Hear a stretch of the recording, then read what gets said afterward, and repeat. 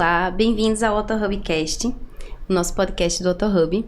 Eu sou Pamela Marletti, sou médica otorrinolaringologista e junto com Bárbara Salgueiro, também médica otorrina, estamos aqui para falar sobre o sono, certo? Todos os desafios do sono, as dificuldades da adesão ao CPAP e como a equipe multi aqui pode contribuir para ajudar nossos pacientes. Esse episódio chega para você em parceria com a Audisonic, aparelhos auditivos, referência em tecnologia da saúde auditiva. Queria começar fazendo uma pergunta para Camila, né? A gente sabe que o sono ele afeta todos os sistemas do nosso corpo, mas por que você acha, Camila, que ele ainda é tão negligenciado pelos pacientes e também pelos médicos?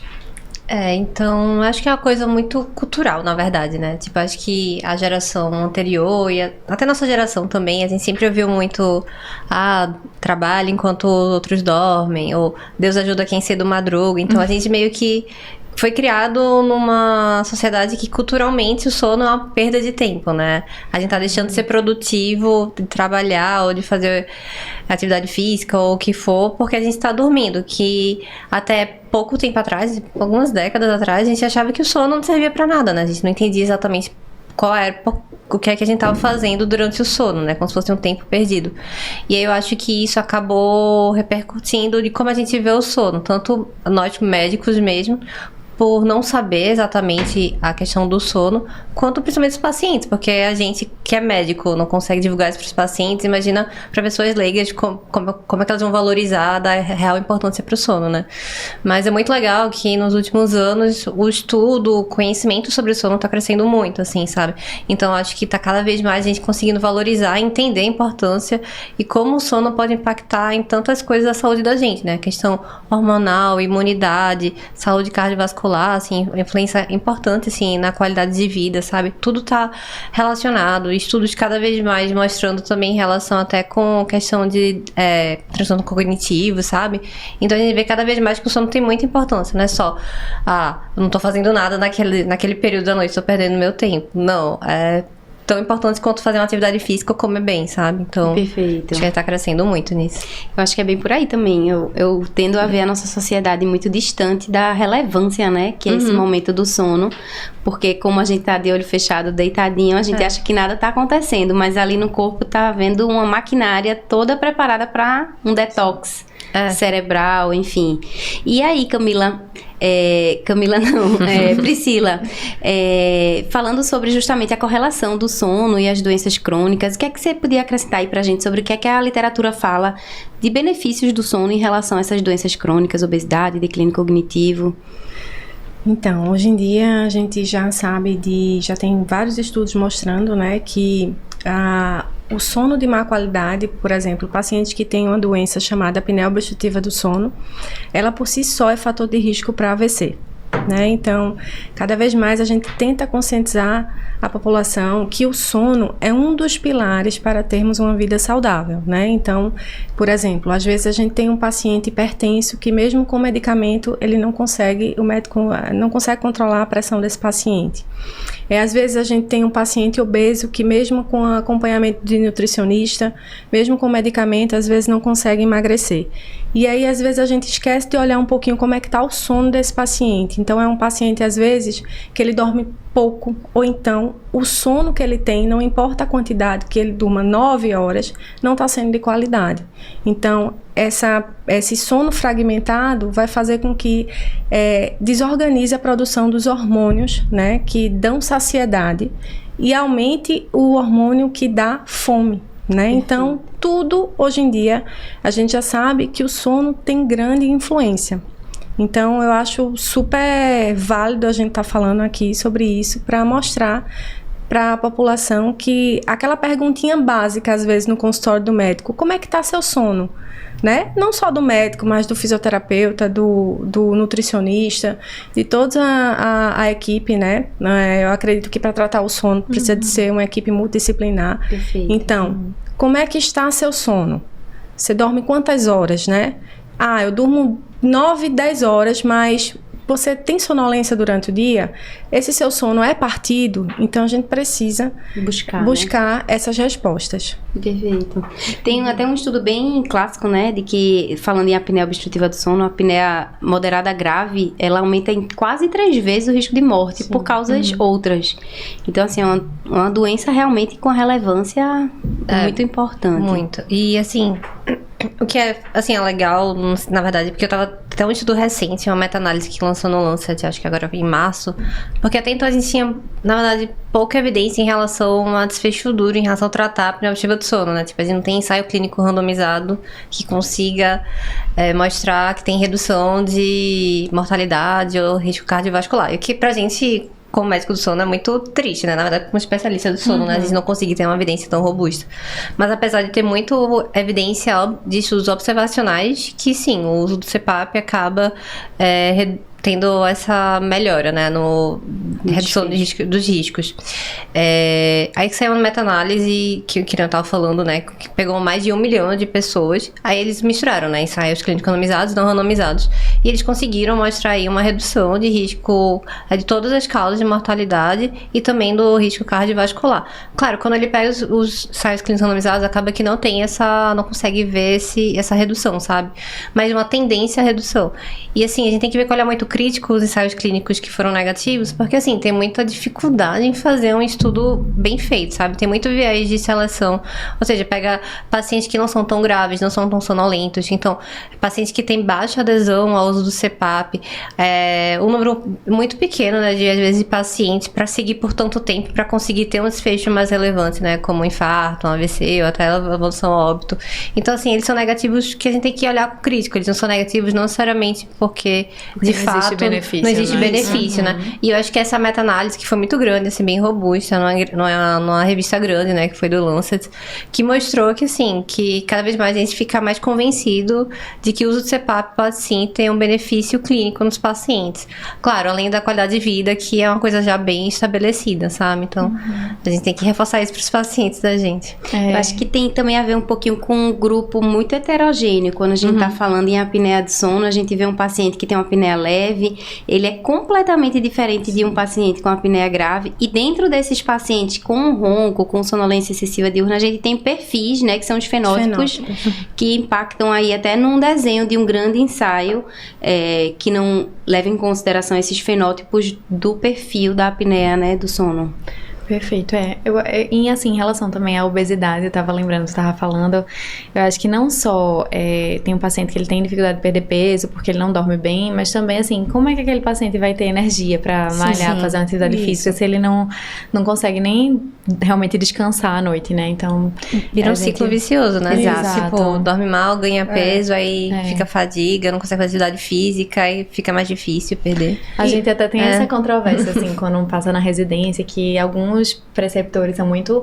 Não, o paciente que é obeso, ele precisa perder peso para depois fazer uma cirurgia, para depois começar a tratar. A gente, hoje em dia, vê que não é bem assim. A gente deve, por exemplo, adaptar um CPAP. Então, eu tendo a convencer o paciente assim. Eu falo, olha, você começar a dormir melhor, você vai ter mais energia para fazer exercício físico. Então, tudo bem que você deixe de usar o CPAP um dia.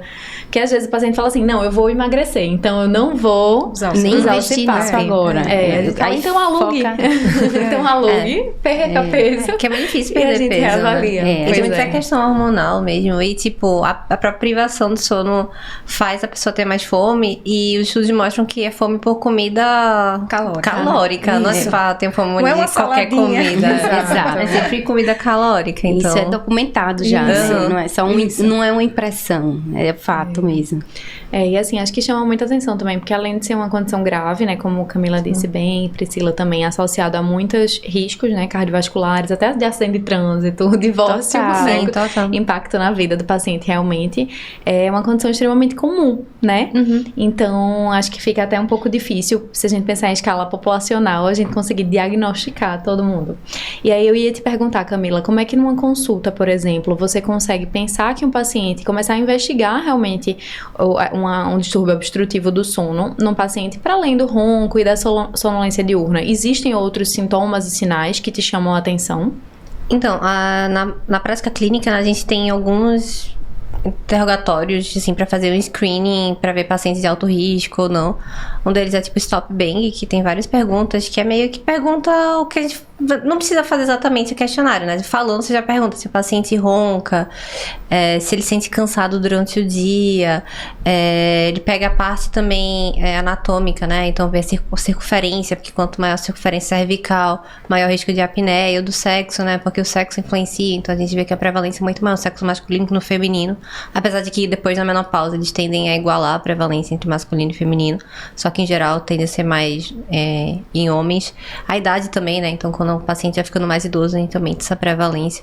Então, tem outros preditores também, como a escala de Epworth, né, que é a de sonolência, mas aí sim, de novo, assim, a sensibilidade é bem baixa dele, sabe? Só que assim, ele consegue, a gente consegue identificar os pacientes que têm uma sonolência excessiva. O que seria a sonolência excessiva? É basicamente dormir em situações que não era pra gente dormir, sabe? Cochilar quando tá esperando uma consulta médica, assim, a pessoa deveria ter esse autocontrole de não cochilar no momento importante, sabe? Até situações mais graves, como dirigir, né?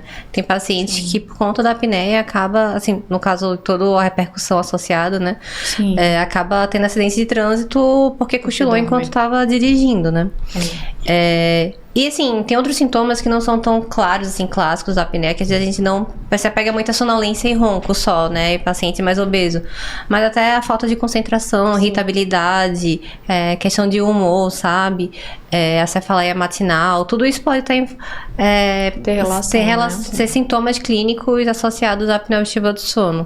Até a própria noctúria tá relacionada. Então, paciente que às vezes... É o clássico, né? Paciente idoso, sexo masculino, vou muito no banheiro. Isso deve ser uma hiperplasia prostática benigna, né? Só que quando às vezes pode ser da apneia, trata a apneia e melhora desses sintomas, sabe? Então a gente sempre tem que fazer uma anamnese às vezes até mais completa, assim, pra identificar esses sintomas. Sim, interessante isso que tu falou dos questionários.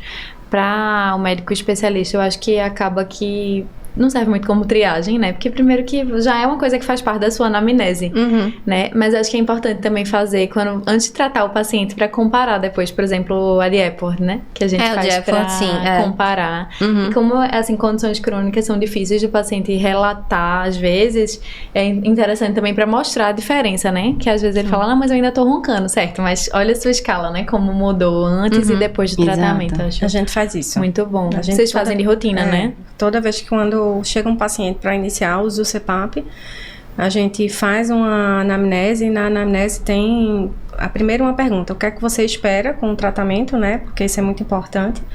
E segundo, a gente faz a avaliação do questionário de sonolência para a gente poder fazer o antes e depois, justamente para ele poder ver. Porque alguns pacientes, não são todos que vão chegar lá super sonolentos, né? Que a gente estava falando dos fenótipos. E usou o CPAP no primeiro dia, eles já vão agradecer, obrigado, foi a melhor coisa. Não são todos, né? Aquele paciente que não é sonolento, ele vai ter uma dificuldade maior em se adaptar, né? A adesão ao CPAP está diretamente relacionada à melhora visível, né, para o paciente. Então, às vezes, a melhora visível ele mesmo nota, né? Isso. Tipo, a minha sonolência mudou, mas outras vezes a gente pode mostrar, né? E aí é nessa hora que vocês que fazem a parte da adaptação essencial. Isso é importante. Nem sempre é fácil adaptar inicialmente, né? Então, às vezes, o paciente pode ficar muito incomodado e desistir, né? Isso. A gente considera importante, primeiro, o paciente saber o que é a doença, né? Então, ele precisa saber a doença, a consequência da doença, né? Saber o que é o tratamento com o CPAP, porque às vezes chega um paciente que não sabe nem o que é o CPAP. E aí, imagina, eu chego um paciente que não sabe nem o que é CPAP, se eu vou pegar ele logo e botar um CPAP com a máscara, ele vai sair correndo, né? Então, a gente explica o que é a doença, explica o que pode acontecer com essa doença, fala o que é o CPAP, mostra o que é o CPAP e fala da escolha da máscara, né? Porque eu considero a máscara e o profissional que está acompanhando os principais fatores, né, para o paciente ter ou não uma boa adesão ao CPAP. Porque a gente pega pacientes que são super tranquilos, mas a gente pega paciente também que tem uma claustrofobia, uma ansiedade, uma depressão. Então, a gente precisa saber disso tudo nesses questionários iniciais para a gente ter uma maior sensibilidade, né, na hora de jogar uma máscara no rosto daquele paciente, né? Tem que individualizar, né? Exatamente. E esse começo é o principal, né? Fala tipo a fase de ouro, os 3 primeiros meses, tem que ficar em cima. E eu ia perguntar até exatamente isso pra você, Priscila. O que é que você acha que é mais importante na hora de pensar em adaptar? Qual o que seria mais significativo pra você nesse começo? A gente sabe que os 7 primeiros dias são definidores, né, da adaptação. E o que é que você usa aí a seu favor para que o paciente consiga se adaptar melhor? Eu acho que o acolhimento e a escolha da máscara, né? A gente tem que entender que o paciente, na maioria das vezes, ele não sabe o que é que ele está fazendo ali.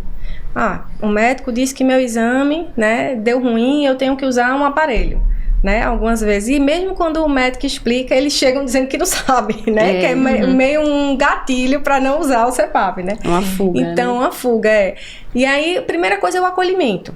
A gente tá ali para ouvir, né, aquele paciente.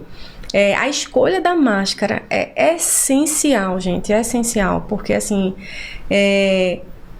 alguns estudos já falam, né, que a máscara que pega nariz e boca tem uma adesão, os pacientes terminam tendo uma adesão mais baixa ao uso do CPAP, porque vai precisar aumentar a pressão, né, para pacientes que usam essa máscara, vai ter um ressecamento maior de boca, né, então a gente já sabe, alguns estudos falam também que essa máscara, às vezes ela pode empurrar a base da língua e pode aumentar o IH desse paciente. Então, assim, é a sensibilidade da gente chegar e testar uma máscara nasal nesse paciente. Obviamente que vai ter casos que a gente vai usar a máscara oronasal, né? Mais pra frente a gente pode até falar isso, detalhar.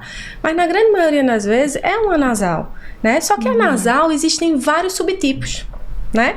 Então a gente precisa ver de acordo com o formato do rosto do paciente, né? Nem toda máscara vai servir em todo paciente. Muito paciente chega dizendo assim: meu amigo usa aquela, eu quero aquela.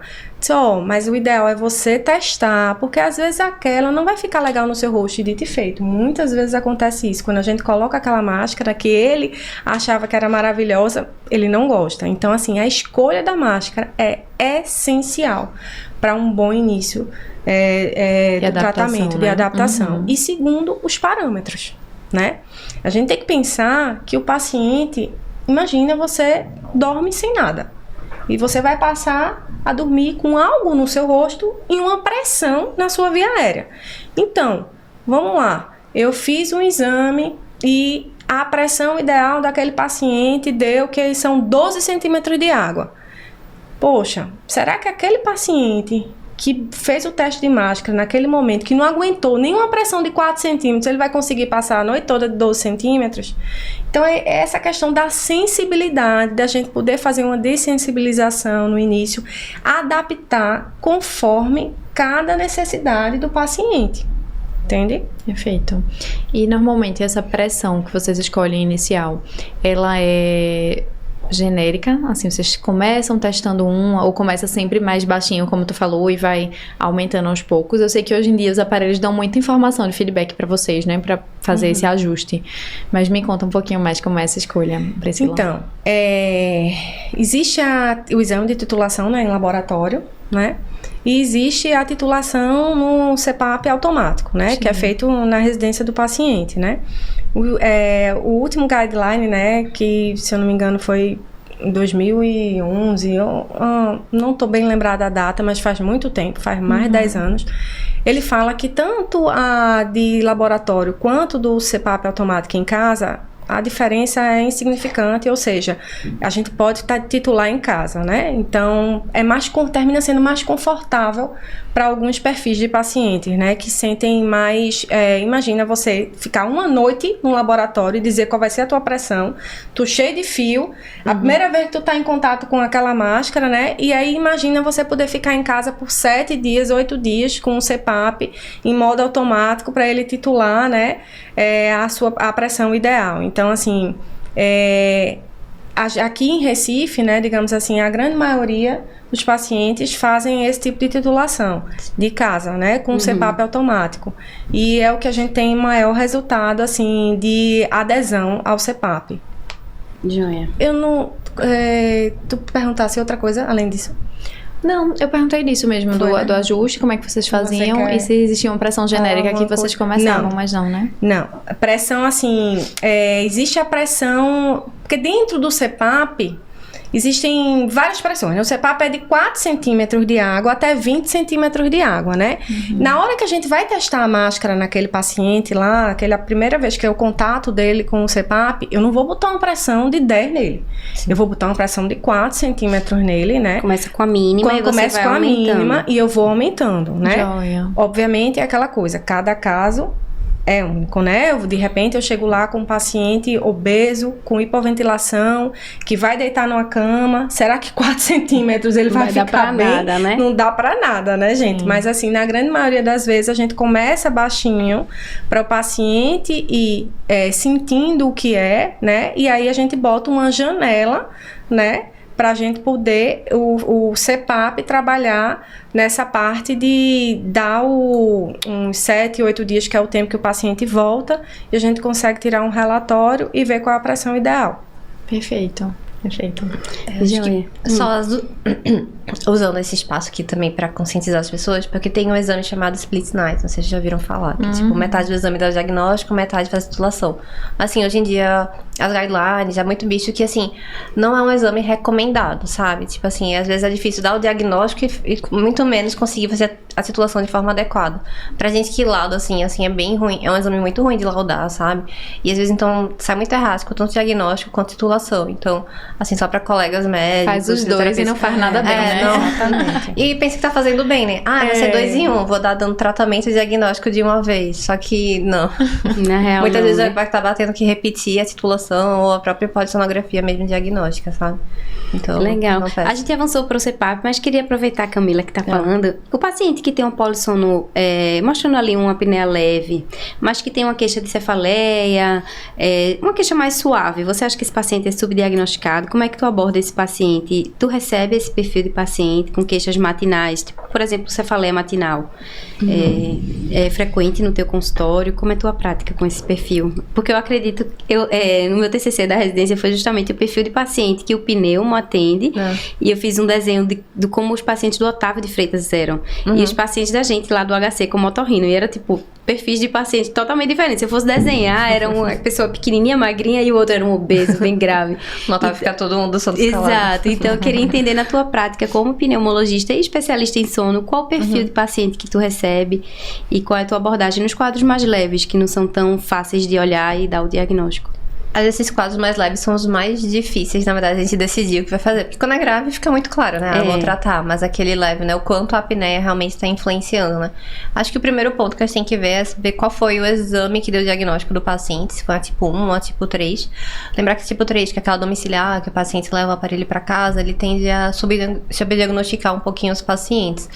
Então, assim, é um exame mais para pacientes que a gente vê que tem aquele risco moderado a alto.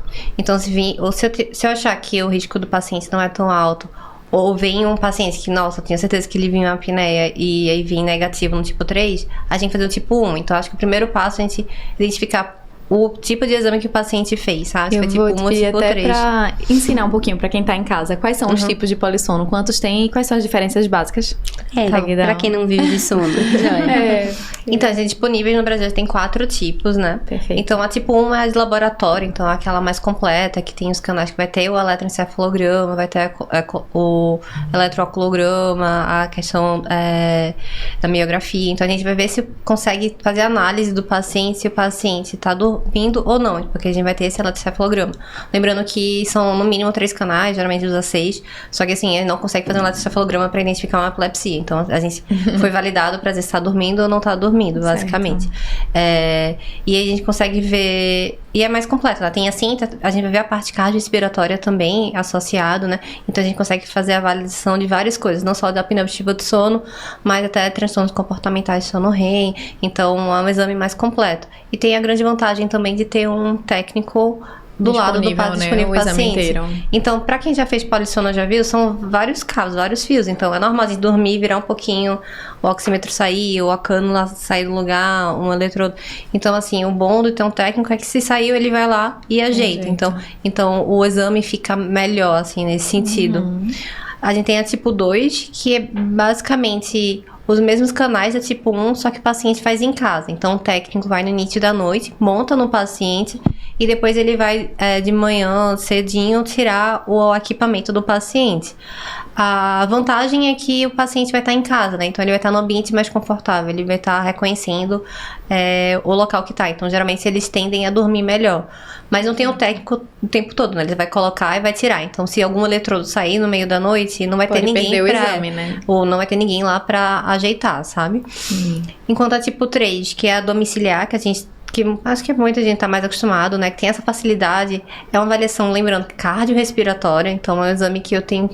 Vou pedir se eu tô pensando na apneia obstrutiva do sono. Se eu tô pensando em outro distúrbio do sono, ele não é o mais indicado. Então... E hoje em dia as guidelines recomendam mais quando tem aquele risco com uma chance alta ou moderada. Então, eu tenho uma alta suspeição daquele paciente ter apneia obstrutiva do sono. Se eu não tenho uma suspeição tão alta, talvez eles tenham esse subdiagnóstico. Por quê? A tipo 3, ele não tem essa avaliação do eletroencefalograma, do eletrooculograma. Então, não sei se o paciente está dormindo ou não. Se o paciente ficar acordado a noite inteira com a tipo 3, não vou saber se ele dormiu ou não. Se ele só dormiu 3 horas, mas gravou 6 horas de sono, eu vou dividir o número de eventos pelas 6 horas. Então, ele tende a ter essa subestimação por eu não saber o número de horas, né? Porque na tipo 1 e tipo 2, eu vou dividir o número de eventos pelo tempo que o paciente dormiu. Então, isso pode modificar tipo o 3, resultado. Ele só vê a diminuição do fluxo, mas ele não vai ver microdespertares, por exemplo. Ele não vai então, ver. ele subestima a quantidade de eventos, não é isso? Tanto pelo despertar, quanto também que ele não diferencia se o paciente tá acordado ou dormindo. Vigília, Porque ele né? tem tempo que vai dividir, né? Perfeito. Mas se eu tô achando... É um exame muito bom, sabe? Eu adoro a tipo 3. A domiciliar ajuda muito a gente, porque é difícil, né? A tipo 3 já é difícil, imagina tipo um laboratório, sabe? Pois é. Então, se eu tô pensando na apneia obstrutiva do sono, a tipo 3 é ótimo. Enquanto a tipo 4, que hoje em dia, no Brasil a gente tem o Biologix, né? Que é a oximetria noturna. O paciente vai usar um oxímetro a noite inteira. E ele é o que menos incomoda, na verdade, né? Porque você vai colocar só o oxímetro no dedo e aí ele não vai ver o IH, né? Que é o índice de apneia e hipopneia. Ele vai ver o IDO, o índice de saturação de oxigênio. Então, porque hoje em dia a gente vê que tem uma grande correlação, né? Da apneia com a de saturação. Então, aí a tipo 4 vai se restringir a ver a frequência cardíaca, né? Que tá pra ver no oxímetro e o IDO. Né? O Biologix, ele tá sendo implementado, então ele tá evoluindo, colocando outras coisas, né? Ele coloca a carga hipóxica. Eles estão fazendo agora no estudo também pra ver questão de posição também, sabe? Eles estão investindo mais, assim. Mas a tipo 4, a princípio, é isso. Lembrando, assim, que a tipo 4, a guideline brasileira, né, recomenda pré-screening, ele não recomenda para diagnóstico. Eu ia perguntar isso. Então, assim, tem gente que usa como diagnóstico, porque, assim, quando a apneia, um IDO muito alto, um paciente típico, acho que não tem muita dúvida, sabe? E é um exame mais fácil de fazer do que outros. Só que se for ver, tipo, por guideline, é um exame de screening, não de diagnóstico. No caso de um paciente que faz apneia, é muito fácil o IDO corresponder às apneias, né? Mas a gente vai ter um grupo de pacientes, que é justamente aquele que a gente estava conversando falar, o que vai fazer um quadro leve, que vai fazer uma hipopneia, que na verdade vai fazer um HERA. Então, esses pacientes, eles não vão entrar num tipo 4, por exemplo. E aí é esse quadro aí que a gente vai ter que diferenciar e só fazer o screening para depois passar para uma polissono completa, tipo 1 ou 2, né? A gente acabou te complicando aí na pergunta, né? Mas, então, a primeira coisa que tu olharia realmente seria esse método diagnóstico, se ele tá correto, se ele tá subestimado. Isso. Mais e aí, alguma coisa? Aí depois o paciente, eu repeti e fiz tipo confirmou, é uma apneia leve. E aí eu tenho que conversar com o paciente, né? A gente tem opções, certo? Que assim, o que é que pode estar acontecendo? Isso até é relacionado às vezes com o otorrino também, né? Pode ter aquela síndrome de resistência viária superior, então às vezes o paciente, ele tem vários microdespertares, mas não necessariamente ele vai ter uma redução de fluxo suficiente para ser hipopneia ou apneia nem de saturação. Mas esse aumento da resistência quando entra o ar e o esforço respiratório é o suficiente, ele tem um microdespertar. Isso fragmenta o sono. Então, na tipo 1 a gente consegue até ver esse padrão de fragmentação, a HERA também, né? E aí, talvez isso justificasse o paciente ter sintomatologia com IH com baixo, entendeu? Né? Só que lembra que isso não é a maioria dos pacientes, né? Então, a gente tem que começar muito com o paciente e tratar sempre uma opção, tá certo? Para esses casos. Mas a gente tem que começar com o paciente e investigar outras causas. Porque talvez não seja tudo pela apneia. Pode fazer esse tentativa de tratamento, mas conversando, deixando bem claro pro paciente que talvez o sintoma não seja tudo pela apneia, sabe? Tem que, acho que alinhar expectativas, né? Que nem você falou em relação no começo, que quando a apneia leve, a gente... Por definição, um IH maior que 5, com sintomas já seria preventivo do sono. A gente já teria apto a tratar. Mas às vezes, quando a gente vai ver muito de evidência, às vezes muitos desses sintomas não se correlacionam. Não se correlacionam com sintomas, não se correlacionam com IH, na verdade, sabe? Então, assim, tem que alinhar muito isso com o paciente. E tem uma observação também, é que nem sempre o fato de ser apneia leve não significa que a gente não deva colocar um CPAP, né? Por exemplo, eu tô com apneia leve, mas é um paciente extremamente sonolento, né? E é hipertenso. Então, ele já tem indicação para usar o CPAP, né? Então, é aquela coisa, olhar... É leve, mas tem comorbidades, né? Exatamente. Tem que olhar o paciente como um todo, né? Olhar além do IH. Entendeu? Até porque o IH é leve, mas os sintomas e as complicações não são leves, exatamente. né? E assim, vai depender realmente. Nesse perfil leve, eu acho que a gente, como otorrino, a gente participa muito, porque é quando a gente vê que, às vezes, o que a gente tem é uma variação anatômica que pode se beneficiar, uma hipertrofia de amígdalas, um desvio de septo mais significativo. Que às vezes até o paciente tem outras queixas, né? Como obstrução nasal, ele é obstruído mesmo, e às vezes ele não cita a queixa da obstrução. E aí, às vezes também fazer uma busca ativa mesmo, tu respira bem pelo nariz, e aí o paciente, eita não, eu sempre respirei só por um lado. E aí, não é o diagnóstico, não é o tratamento definitivo, padrão ouro, mas muitas vezes uma correção cirúrgica de via aérea contribui muito para a queixa desses pacientes, e a gente vê muita resposta também. Às vezes esses leves, eles nem já tratam assim, na verdade. Já não chegam no pneumo para esse ponto, né, normalmente. Acho que mas assim, sempre tem que perguntar, sabe, essa questão, porque interfere muito na questão da adesão também do CPAP, sabe? Pacientes que tem um leite de via aérea superior, assim, mal controlada. Eu acho que esse é o papel da gente. Eles não conseguem aderir bem, assim, ao CPAP. E sem falar que a pressão termina sendo maior, né? Quando o paciente tem uma obstrução nasal, né? E aí, quando a gente consegue tratar isso junto com o otorrino, né? O otorrino tá controlando lá. E a gente indicar com o CPAP, e aí termina melhorando a adesão, porque a gente consegue diminuir um pouquinho essa pressão, o paciente consegue dormir com a boca fechada, então ele vai ter menos ressecamento, né? Sim. E aí termina melhorando eu acho que é a hora que a gente mais brilha, digamos assim, porque a gente sabe que a cirurgia para um paciente em apneia moderada grave, ela não diminui o IH, ela não é um tratamento para a apneia, mas muitas vezes é um paciente que a gente aborda cirurgicamente pensando justamente que vai adaptar ele ao tratamento, e o tratamento precisa acontecer porque é o que modifica ali, diminui risco cardiovascular, diminui morte mesmo. Então, para esse momento, a gente intervém, né? Eu acho que é super interessante isso que a Pamela falou, porque muitos pacientes chegam pra gente querendo cirurgia nasal para curar do sono, do ronco, parar de roncar. A gente fala, olha, não é bem assim, vamos com calma, no adulto é multifatorial, e enfim. Geralmente não é um ponto único, né, de obstrução, o paciente não vai ser roncar só por conta do nariz, né? Exatamente. Mas tu pega com frequência, então, um paciente para adaptação que tá mal adaptado por conta de obstrução nasal? Muito, muito. Então, assim, é muito importante você ter esse feedback com o otorrino pra gente poder, eu tô com esse paciente aqui, que ele tá com a queixa de obstrução, dá uma olhadinha, aí vai lá, vocês olham, né? Às vezes precisa fazer até a cirurgia, né? Em alguns casos. Outros apenas com medicamento já consegue, já melhora. E em alguns casos, né? Já chega o contrário, já chega o otorrino dizendo assim, Priscila, eu vou operar o nariz dele. Mas é um paciente que o IH dele deu 50 e pouco, ele chega com a saturação mínima de 60, é hipertenso, eu não vou operar ele do jeito que ele tá agora.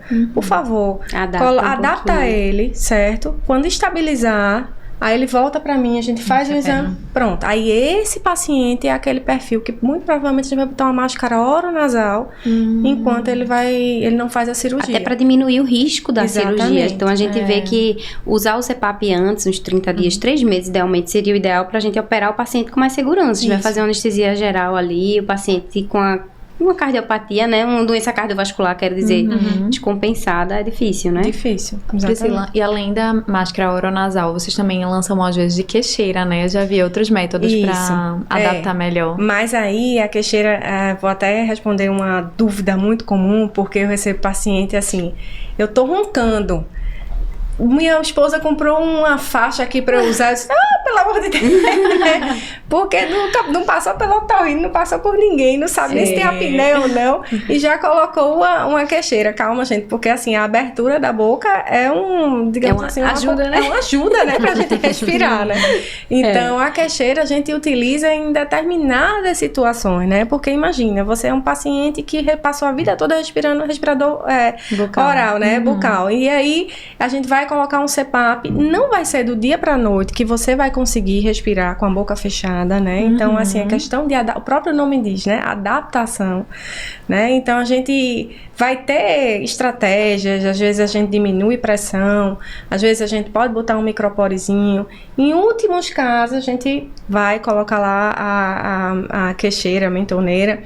E também um trabalho muito interessante das fonos, né? Eu ia também perguntar exatamente isso. A terapia orofacial com a fono. Já tive bons resultados. Você trabalha parceiramente aí com isso, Trabalho né? demais, porque é um paciente que precisa do CPAP, mas ele tem essa abertura da boca que causa um ressecamento, que aí ele fica incomodado, né? Então a gente tratou novamente aquela questão de não olhar só o exame, né? A gente tratou o índice de apneia do paciente lá, né? A gente estabilizou essa parte, mas é um paciente ainda que não está confortável, porque ele está se queixando desse ressecamento na boca. E o ressecamento na boca a gente não vai corrigir com o umidificador, que é um outro erro que a gente pega bastante. Então a gente faz esses ajustes, não conseguiu, a gente, vamos fazer umas sessões lá com a fono, então a gente passa para a fono e assim, já tive bons resultados. Tanto na diminuição da pressão, como também na diminuição do vazamento. Eu gosto muito de pedir ajuda da fono, principalmente para os quadros mais leves, né? Que é quando a gente vê um pouquinho mais de evidência na terapia de motricidade oral.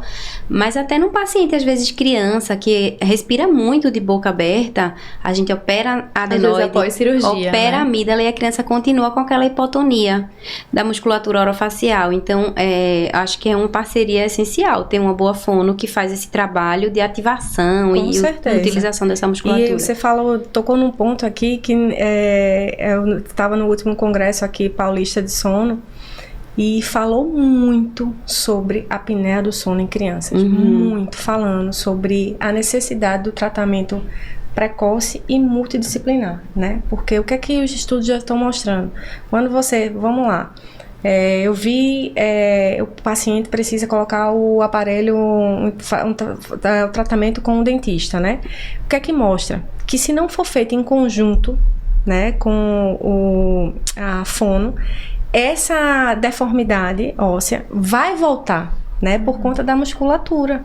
Então, a parte de você também tem que trabalhar a musculatura. A mesma coisa que você falou aí da questão da cirurgia, né? E aí fica com a hipotonia. Então, é aí que entra o trabalho também da fono. A importância dessa equipe multidisciplinar nas crianças. Pra gente não ter adultos, né, apneicos no futuro, né? Porque é mais fácil a gente tratar agora as crianças, né? Reverter agora. Obviamente, alguns ainda vão desenvolver, que tem a questão da genética, né, também. Isso. Inclusive, foi o nosso tema do último episódio, né? Quem não assistiu ainda, volte uma casa e assista, né? Da semana passada. Foi bem legal.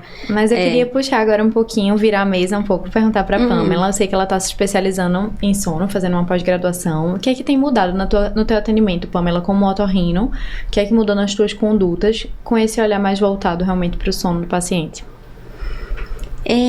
Eu acho que eu consegui entender, às vezes, o ronco muito além da rinite, do desvio de septo, que a gente na residência aprende muito, né? O sono, ele passou a ser um diagnóstico diferencial e uma linha de investigação ali. Como é que tá o sono? É uma coisa muito ampla. Eu acho que quem trabalha com sono começa a ver o quanto o sono impacta, de fato, na vida do paciente. Eu acho que é a busca ativa mesmo de sintomas não otorrinolaringológicos, então, cefaleia matinal, como é que tá a disposição, sonolência excessiva diurna, para além do ronco que o paciente às vezes traz mesmo. Eu acho que tem mudado um pouco e assim, parece que cada vez que a gente vai estudando sono mais, ele vai ficando interessante. E cada vez tem a opção de tratamento também, né? Porque acho que o otorrino tem uma visão muito cirúrgica, né? Muitas vezes, né? Exato. É a formação, né? Então você começa a ver, A gente vê outras opções de tratamento. Inclusive, a gente também começa a correlacionar mais aqueles eventos ao sono propriamente dito, né? Então, não é somente o ronco por si só. Eu acho que é por aí. Acho que o ronco é a ponta, né? Às vezes é só a pontinha do que tem um sono completamente, uma arquitetura do sono totalmente fragmentada, não faz um sono profundo, então a gente vê repercussões gerais aí. Porque às vezes eles não entendem, eu durmo 9 horas, eu durmo bem, não tem nenhum problema. E às vezes o próprio paciente, ele não sabe relatar, né, os sintomas, porque só vai saber quem dorme com ele. Né? A gente virou moda tomar café, então a sonolência excessiva diurna, ela ficou até mascarada, porque o dia todo vai beber café. Aí você, para aí, tu bebe café quantas vezes ao dia? Porque não tem a queixa, mas assim, tem outros hábitos que falam a favor daquilo que tá ali escondidinho, né? Perfeito. Nem percebe, né? Esses cochilinhos, assim. É tão normal que eles acham que tá normal. Que tá normal, isso. É isso. Exato. E com relação, assim, à polissonografia, Camila, Priscila também, se quiser complementar. Para além do IAH, quais outros marcadores, quais outros índices a gente deve prestar atenção? São importantes, tem correlação realmente com assim, sintomas do paciente e com aumento de risco? Então, assim, na tipo 1, né, que a gente falou, é sempre importante ver a questão dos microdespertares. Então, se é aquele paciente que tem vários microdespertares, um sono muito fragmentado, às vezes nem sempre relacionado com saturação no evento, que a gente falou, isso pode ter uma repercussão aí, porque o sono não aprofunda, né, ele acaba despertando várias vezes durante a noite e isso acaba tendo impacto. Lembrando que ter microdespertar é normal, sabe? A gente considera até 10 por hora normal uma pessoa que não tem nenhuma patologia, né? Então, é normal ter esses microdespertares, mas no momento que fica excessivo, isso pode ter uma repercussão, sim, na questão da qualidade do sono da pessoa. Quando o IH é leve, por exemplo, às vezes é válido, às vezes até ver a questão da duração de cada evento, sabe? Porque às vezes o paciente tem um IH mais baixo, mas porque os eventos dele duram 1 minuto, 2 minutos. Às vezes na residência a gente ficava vendo, tipo, caramba, peguei hoje uma apneia de 70 segundos, você tipo, caramba, como é que alguém passa tanto tempo, né? E às vezes não nem percebe, né? Incrível. E aí isso pode denotar, a gente não tem nenhuma evidência tão clara, mas a gente pode denotar uma maior gravidade, sabe? E aí entra o tempo que passa em apneia. Isso que passa em apneia e quanto ele te satura. Que é o que uma nova avaliação que tem hoje em dia, que é a carga hipóxica, que fala. Que justamente ele calcula essa área sobre a curva, tipo, quanto tempo ele tá te saturando e o quanto ele te satura. Então, às vezes, tem um IH mais baixo, mas quando vê, ele tem apneia mais longas e te satura mais. E isso tá se estudando que talvez isso tenha uma repercussão cardiovascular mais importante do que o IH por si só, sabe? Assim, a gente, que nem de novo, o sono tá crescendo muito nos últimos anos, então acho que a gente vai entender muito mais toda a repercussão disso, sabe? Mas às vezes vendo esses detalhes assim, que a gente pode indo mais pra final objetiva do sono, a gente pode inferir também, sabe?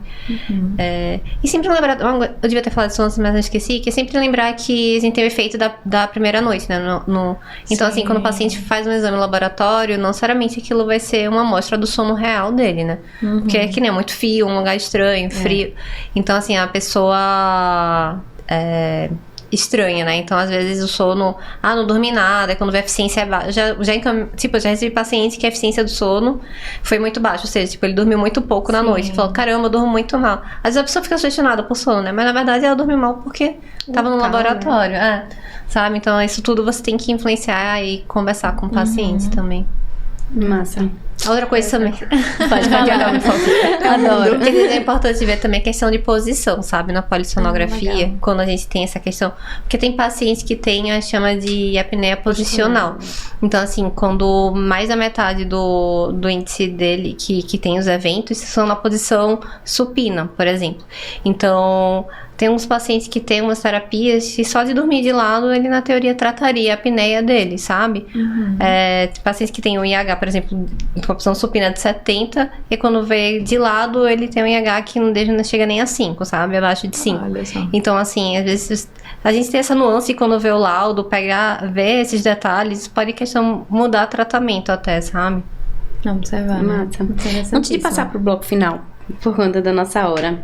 Queria só trazer aqui uma perguntinha pra Pri, que a gente tava falando aqui da adaptação do CPAP e tal. Aqueles pacientes que chegam pra você e dizem que pararam de usar o CPAP porque sentiram que piorou, o que é que você acha que aconteceu nesse momento? Tem alguma coisa a relatar sobre esse quadro?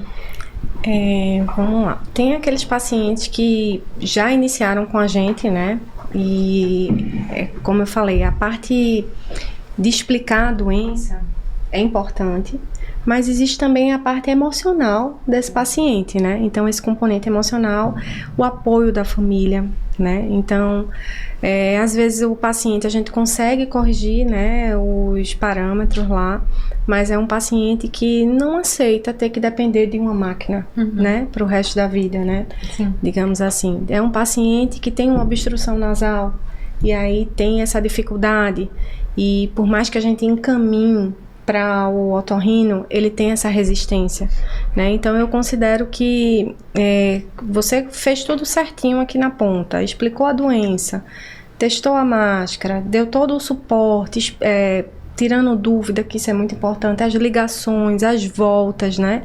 Então, a gente aqui na ATR, a gente tem todo um protocolozinho. Então, esse paciente, ele recebe ligação semanalmente, ele volta com 8 dias, volta com 30 dias, ele volta com 6 meses. Então, a gente tem essa proximidade justamente para não deixar ele abandonar o tratamento. Mas vai ter casos que vão abandonar? Vai, porque tem essa parte emocional que é muito forte. Então, o que a gente recomenda, às vezes, é uma TCCI junto, né? Porque é um paciente que tem uma ansiedade, que já tem um grau de insônia, né? Então, a gente tem... comisa ali, exatamente. Né? E os estudos mostram pra gente tentar tratar ao mesmo tempo, né? Na verdade, alguns falam que o ideal seria tratar ao mesmo tempo, né? Aí, outra linha diz que como é que a pessoa que já não consegue dormir vai colocar ainda um CPAP, né? Então, novamente, observar a individualidade de cada paciente, mas sempre trabalhar com a equipe multidisciplinar. Trazer a família para perto, né? Principalmente se é um idoso, né? Então, a família tem que estar presente nessa fase de casa, de ajudar a colocar a máscara, de ajudar a trocar a água, né? Às vezes é difícil para alguns pacientes. Então, a família tem que estar junto. A família não está junto, então tem algum cuidador que pode ajudar. Então, é isso. É dar esse suporte emocional, né? E tem uma coisa que a gente diz que eu considero, assim, uma contraindicação ao uso do CPAP, é o paciente não querer. Sim. Perfeito. Né? Sim. Porque assim, não adianta a gente falar tudo, mostrar, indicar, e dizer, eu não vou usar. Então, né?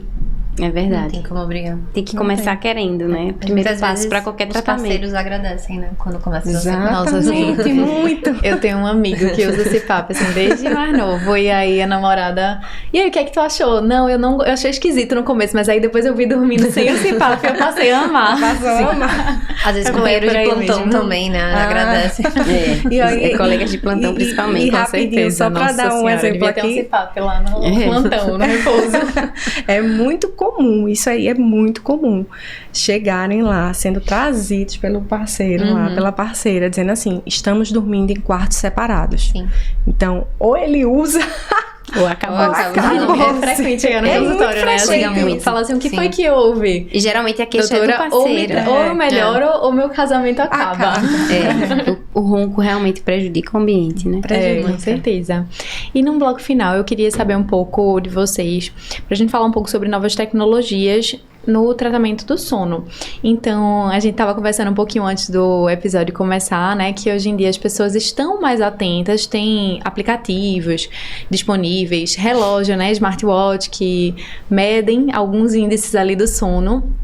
E, por um lado, as pessoas negligenciam, por outro lado, elas são hipervigilantes, né, com relação a essas tecnologias. Como é que vocês enxergam o papel dessas tecnologias, como, por exemplo, relógio, realmente aplicativo para medir o sono, e o futuro disso na medicina do sono?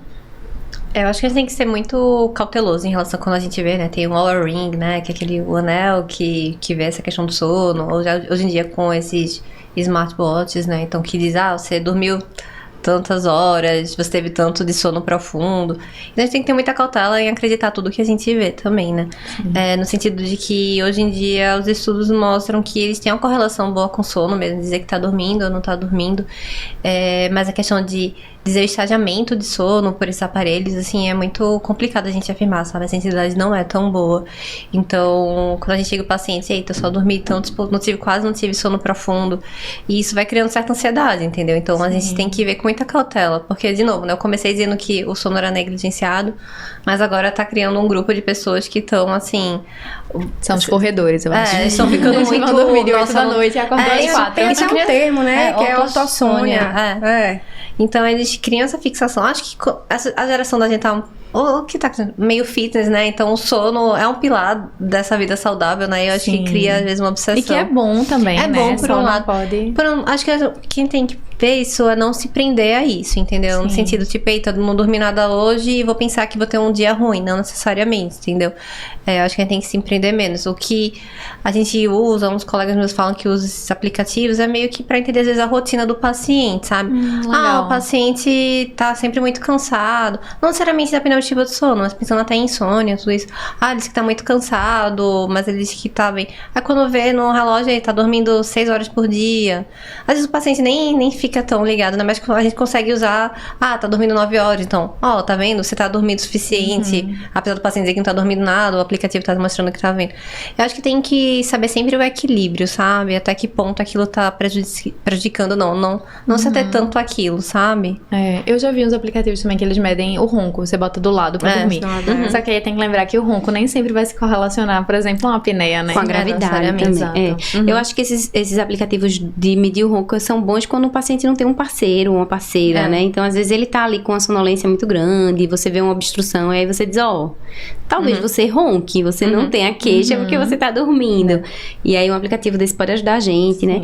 Ou até na movimentação do dia a dia, quase como uma actigrafia, né? O próprio relógio, né? Pra você ver justamente no paciente que tem um insônia, e às vezes ele diz que não dorme nada, e de repente ele dorme bem, em quantidade de horas, né? Acho que ajuda, assim. O Apple Watch, ele lançou nos novos, né? Um que é meio que pra fazer screening de apneia obstrutiva, não sei se vocês viram. Então, não vi. Ele meio que funciona como um acelerômetro, como se fosse da actigrafia, sabe? Mesma tecnologia. Então, ele, por meio de movimentos, quando o paciente está dormindo, ele vê quando tem alterações na movimentação normal. Então, tipo, é como se fosse correlacionando com episódios de eventos respiratórios. E aí, ele meio que vê por 10 noites, no período de 30 dias, e diz, você tem alto risco de ter apneia. E, assim, a sensibilidade parece que é meio baixa, mas é bem específica. Então, essa ferramenta achei útil no sentido de screening, sabe? Talvez aquela pessoa nunca percebeu, mora sozinha, dorme sozinha e vê, eita, será que eu tenho uma apneia? Então, ou achou procurar, normal, né? Porque como é muito prevalente, muita gente acha que faz parte da vida, assim. Aí quando vê talvez seja um alerta. Não é um diagnóstico, mas acho que serve como um screening. Porque, assim, como um gatilho pra ele, pelo menos, procurar ajuda, né? Uma ajuda. Aí, nesse sentido, às vezes acho que pode usar a tecnologia pra gente, né? Mas sempre com cautela. Eu vejo como um auxílio desde que seja utilizado o bom senso, né? Sim. Nem 8, nem 80, como a colega falou. Porque é a mesma coisa no CPAP, né? Existem aplicativos que dão um relatório. Então, você ter aquilo ali, né? Alguns estudos sugerem que melhora a adesão ao uso do CPAP, né? O paciente poder acompanhar, hoje eu tive uma pontuação alta, né? Consegui colocar a máscara, consegui usar bem, uma quantidade de horas razoáveis. Então, assim, ok. Mas outra coisa é o paciente ficar aficionado, né? Aquilo ali todo dia e qualquer coisa. Meu Deus, eu não consegui usar as 6 horas do CPAP. Meu Deus, e assim, isso termina gerando uma ansiedade, né? Que na hora de dormir, ele já não consegue dormir porque ele tá preocupado se a máscara vai vazar. Então, assim, é tudo a questão do bom senso, né? Eu acho que as tecnologias vieram para nos ajudar, né? Tanto na adaptação, na adesão, como no diagnóstico.